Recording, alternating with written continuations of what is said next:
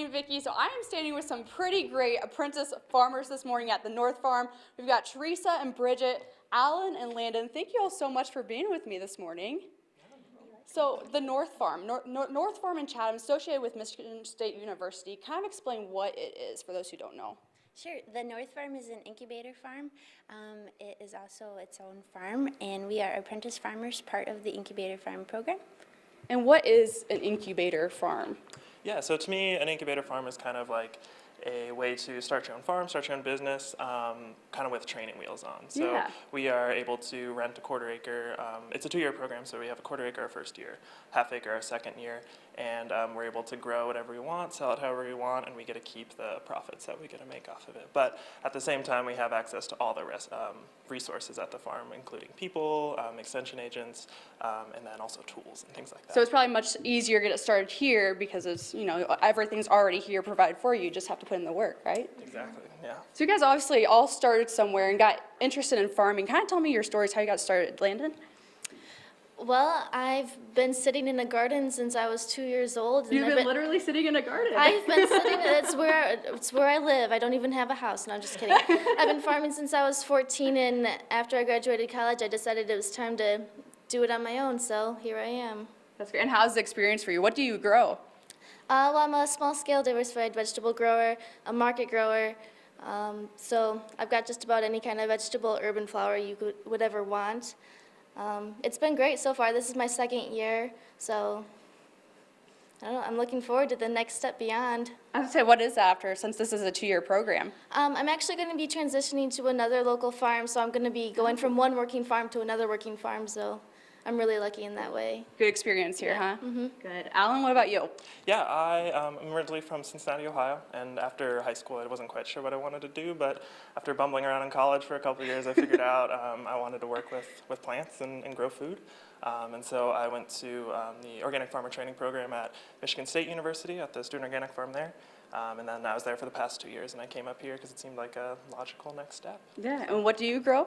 I'm trying to focus on salad mix for some of the restaurants in the Marquette area, and then strawberries are kind of my pet project. Right Really? now. Yeah. How's that going?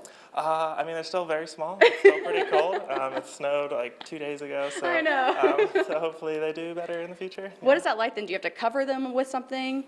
Currently they're in a hoop house, so just a passively heated. It's not a heated hoop house, it's just heated from the sunlight. So it's they're just in one of those, and I mulched them with straw as well. Okay.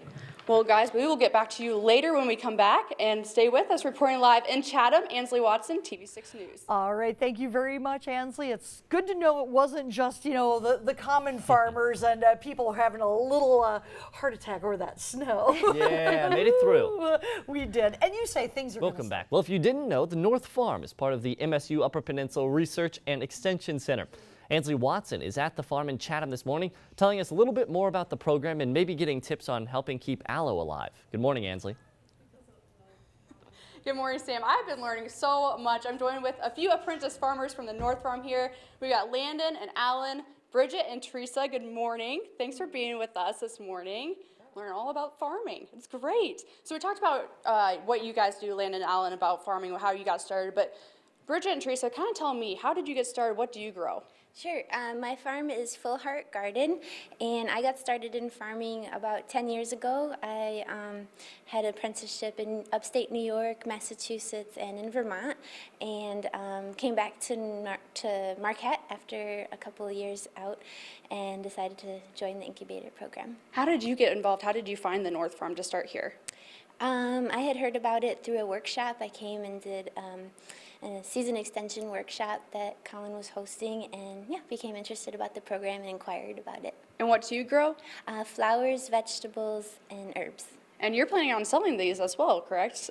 Yep, you'll be able to find it at the downtown Marquette Farmers Market and through my email address for bulk sales.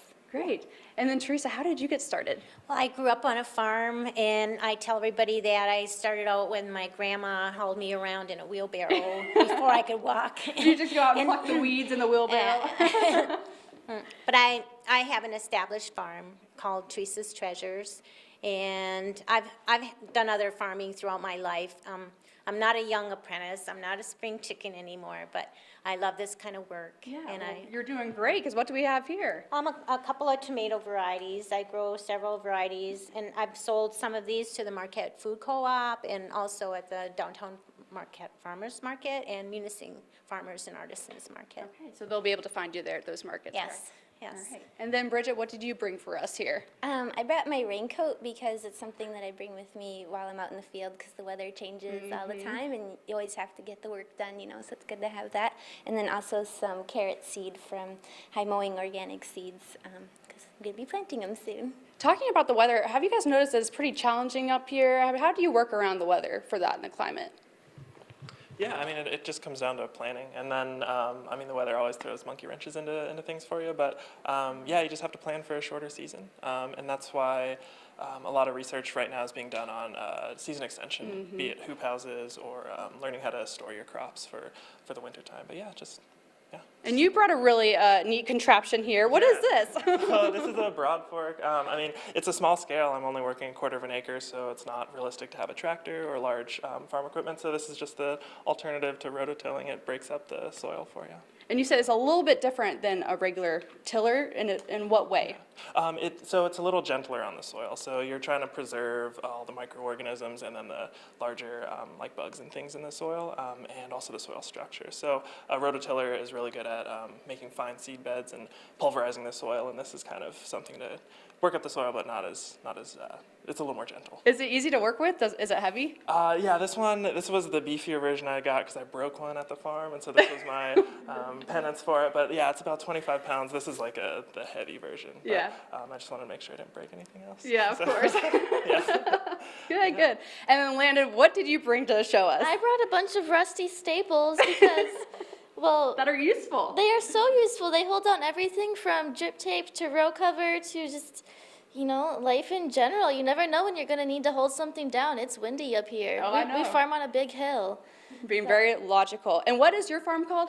Beanpole Farm. Okay. And Yeah. where can people find you at? You can find me at the downtown Marquette Farmers Market, and then I also sell it through a CSA food share program. Okay. And Alan, what about you? What's your farm called? Yeah, I'm Mastfell Farm, and so I'll hopefully be contacting some of the restaurants in the area soon. Yeah, good luck to you guys. Well, thank you so much for joining me this morning. It's been great to check out the North Farm here. Thank you. Thank you. Reporting live in Chatham, Ansley Watson, and we'll be back with more of your TV6 Morning News after the break.